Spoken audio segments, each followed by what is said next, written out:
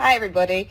I was just in the midst of writing quite a lengthy LinkedIn post about where I've been today and what I've done and what I've learned, and I just thought, oh, actually I might do a video because I find that, you know, I might lose you after the second or third paragraph of a LinkedIn post, and I thought a video might be an interesting way to share my experience today.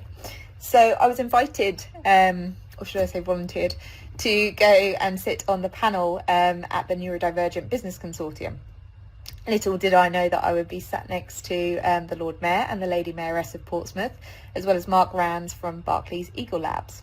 So my imposter syndrome was hitting 100, but what an experience it was, not only to share some of my experiences of employment and skills across our city, but also to listen and to learn to all the people that were in the room.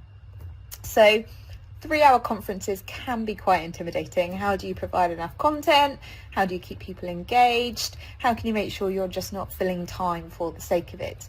But this conference honestly broke the mold. It was so raw, it was so honest, and it was genuinely one of the most thought-provoking events or meetings, or whatever you want to call it, that I've been to in recent months. I was surrounded by a wonderful array of neurodivergent people, none of whom were the same, none of whom who thought the same or acted the same or kind of envisioned things the same, but they were just individuals who were determined to be treated just as that, to challenge perception and make sure that all opportunities out there in our professional world are equal. They are determined to harness their strengths, to have their voices heard, and to have the opportunity to show just how valuable their seat at the table will be, whether that be personally or professionally. So I always wax lyrical about how great Portsmouth businesses are. Now, partly that's because I'm paid to do it, but mainly it's because that's what I believe. It's what I see every day when I pop on my badge and I head out into the city and represent Portsmouth City Council, when I speak to our businesses and speak to our partners and stakeholders. And I believe businesses on the whole have the best of intentions. They want to create inclusive and safe environments for everyone. They want to make sure their staff and their colleagues and their peers have the chance and the resources to do the absolute best that they can, and to work in the ways that will enable them to do that. So when I was at the consortium today, I said that I truly believe that Gen Z will be the key to gaining true diversity and inclusion in the workplace. They demand from workplaces that they are flexible and they are understanding and they are supportive. And I really think they're going to change the world to the benefit of neurodiverse people amongst all other groups of people. They really have their finger on the pulse of social justice. And for the first time, I think, previous generations in businesses not only get to share their experience and share their knowledge, but they also have a real chance to learn and to understand the experience of the generations below them. Now, neurodivergence can bring great opportunities for businesses. People with neurodivergence can bring unique perspectives. They can bring skills and strengths to the workplace that neurotypical people may not be able to. Some examples of this are creativity and innovation. Neurodivergent individuals often possess exceptional creativity and can think outside of the box. They offer fresh and somewhat unconventional ideas, approaches and problem-solving techniques, which can span across many industries, including design, marketing, product development, content creation. Neurodivergent people have an exceptional attention to detail. They can spot patterns or inconsistencies that others might miss. So in industries that require extreme precision or quality control, neurodivergence can really flourish. They have specialized skills. For instance, individuals on the autistic spectrum often excel in fields such as technology, engineering, maths, data analysis, due to their exceptional focus and attention. Now, the next one is hyperfocus and productivity. And if you've ever done some research into neurodivergence, you'll see that hyperfocus is probably one of the key buzzwords. And many neurodivergents have this ability to hyperfocus on tasks that interest them. And this intense level of concentration can lead to high levels of productivity and exceptional results in the areas that align with their strengths. So diverse perspectives You know, we talk about diversity in the workplace. Neurodivergent people bring with them a diverse perspective. They think in different ways. They embrace the world in different ways. And the employers can foster a more inclusive and creative work environment just by hiring people who are neurodivergent.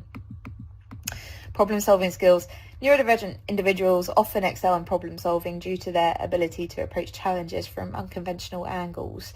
Their unique ways of thinking and processing information can contribute to innovative problem solving approaches and the discovery of really effective solutions. So these are just some of the examples of the skills that neurodivergent individuals can bring to jobs, and it's really important to recognise and appreciate these strengths and abilities that each individual possesses and how it can lead to creating this inclusive, safe and supportive working environment where everybody can thrive. And I think today for me, I kind of went with my professional head on, but also from a personal perspective, my stepdaughter, who is 10, has ADHD, and a lot of the conversation that we had today was around aspirations and opportunities and goals, and saying that actually neurodivergent people should be encouraged to reach these heights that we would hope for them. We were joined by somebody who, a young boy today, who's neurodivergent. I think he was 11, and he kind of said, you know, I always thought I wanted to be an astronaut. And then the question was put to him, well, why can't you be? And I think we need to make sure that we're doing as much as we can to offer equal opportunity and give equal inspiration to people who are neurodivergent within our community. So I took a lot from today. I learned a lot, and I was really privileged to be in that room. And I think now it's my job to go out and make sure that people in our business communities and people in our training and learning communities and other skills and employment partners across the city are aware of these benefits and aware of the work that we can be doing, we should be doing, and we will be doing to make sure that neurodivergent people feel that they are working somewhere inclusive, that they have access to opportunities, and that there is no ceiling on them, that there is no limitation to the things that they can achieve. Now, Dr. Shah, who organises and runs this consortium, he runs it every month, and there is a different topic every month, and there is a different panel of people every month. And I would really encourage anybody who is neurodivergent or not to attend, because I think there's something that we can learn for the people that are in our workplace. And one of the facts that was given today was that 1 in 5 people who have autism are children. That means that 4 out of 5 are adults, and they are already in our workplace. And there is sometimes a little bit of unease about whether or not they should come forward, and what the reception will be and what the reaction will be. So it's always really important to hear from people who are neurodivergent about how they may wish to be treated, how they may wish to be integrated into work, and how things can be done differently to make them more comfortable and more productive. So I would encourage anybody to follow the Neurodivergent Business Consortium here on LinkedIn. Connect up with Dr. Shah, who I will tag into this video. And if you can spare the time on the last Friday of every month, please do feel free to speak to him and get your place at the next conference. These conversations are really critical, not just for our young people, not just for our children who are still in education, but for our adults who are already in the workplace and who have untapped potential for businesses. So if anybody wants to ask me any questions from a PCC perspective about how we are working on our inclusion and diversity when it comes to neurodivergence, then please do drop me an email. Happy to talk, happy to share ideas, happy to be given ideas about the work that we can be doing and how we can be improving. But for now, I will leave it there. Thank you.